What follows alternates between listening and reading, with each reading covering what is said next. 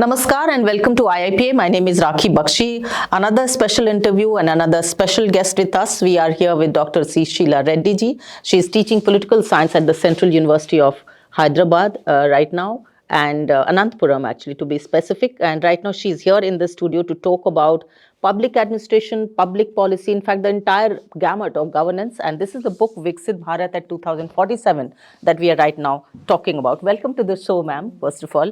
Talking about the yatra of Viksit Bharat, what do you think are the major components that we are working with? So, as we all know that Viksit Bharat is the goal of developed India.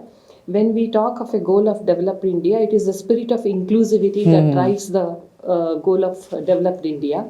And four important pillars of Viksit Bharat include youth, poor, women, and Annadata, that is farmers. So, how do we empower these four sections? Who are a bit, I don't say marginalized, in some sort, they are not totally part of the mainstream society. So if you take the youth, of course, they are masters of technology. They know how to leverage technology. Yes, ma'am. But how best they are able to leverage technology in an efficient and effective way, it is a matter for debate. And when you talk about poor, there are n number of schemes for uplifting the poor. But what are the outcomes? Are we really targeting the population? Are we really ensuring the outcomes? This is the most important thing we need to self-introspect. And when we talk about women, it is more about not development for women, it is about women-led development.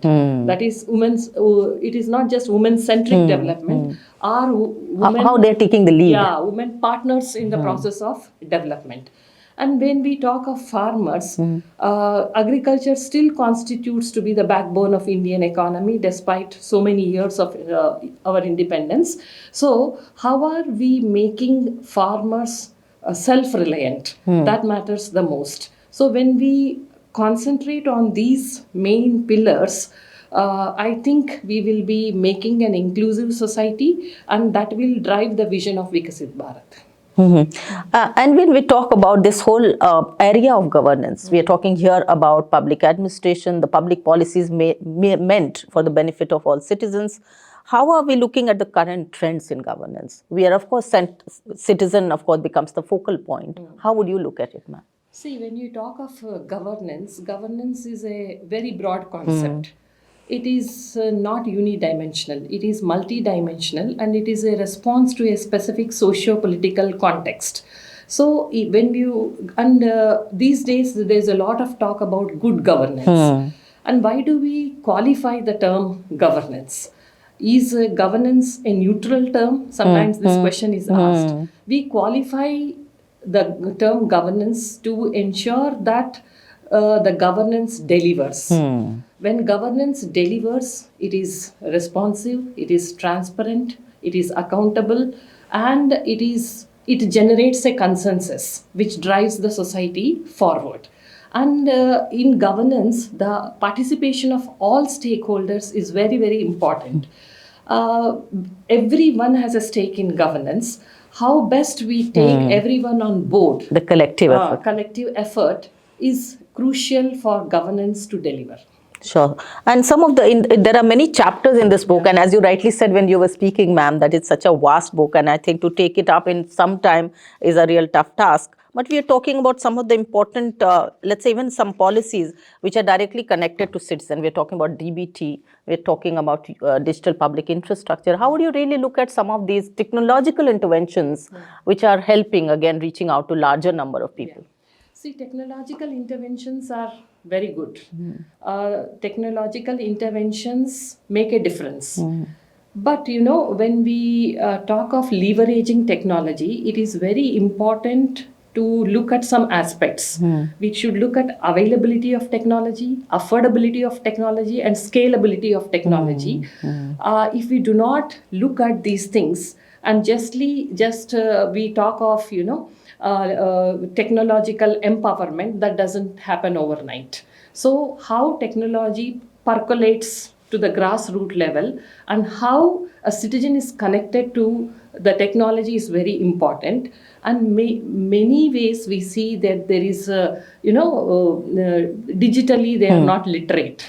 So digital empowerment only ensures that technology is leveraged to the maximum extent.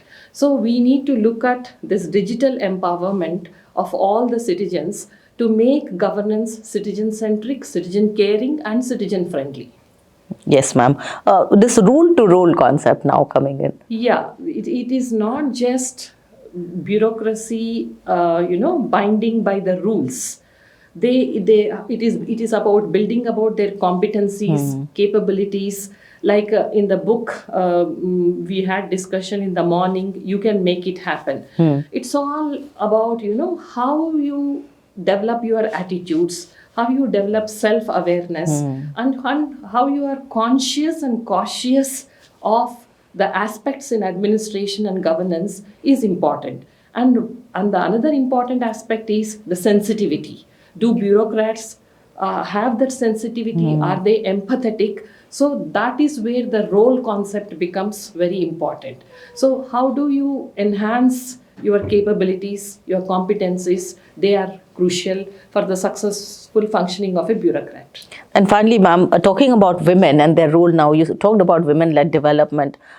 How is it happening? I mean, in terms of participation at all levels, whether political, whether social, whether economic, how would you really look at it? I can't say that it is happening in a big way, but there is a change. The change is quite positive. See, small things make a difference. So even when you talk about politically, you see political representation of women at the grassroots level.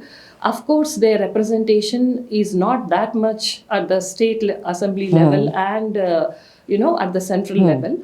And this political representation has made a difference, certainly.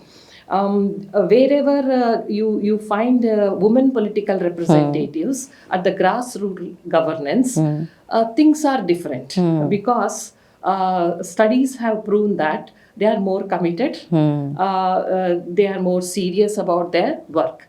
And socially also, there are many changes that are happening because of the improved awareness.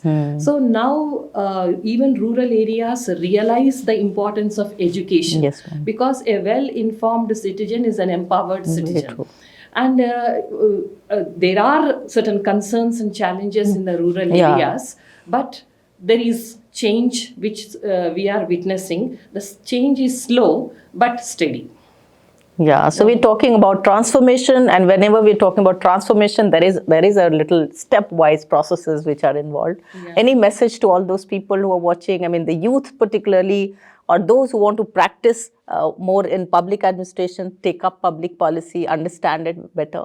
Okay, so when we are talking about Viksit Bharat, we cannot be just forecasting the future. If you really want to make a difference, I recommend the youth of this generation to be active participants in its creation. That is the goal of developed India. Very true, ma'am. I think urging the youth to really be active participants is what you are saying, and that's so true, ma'am. Thank you so much for your time here at IIPA, and please keep watching. More such interviews will happen, and we'll be bringing it all to you. Thanks for watching once again. Namaskar.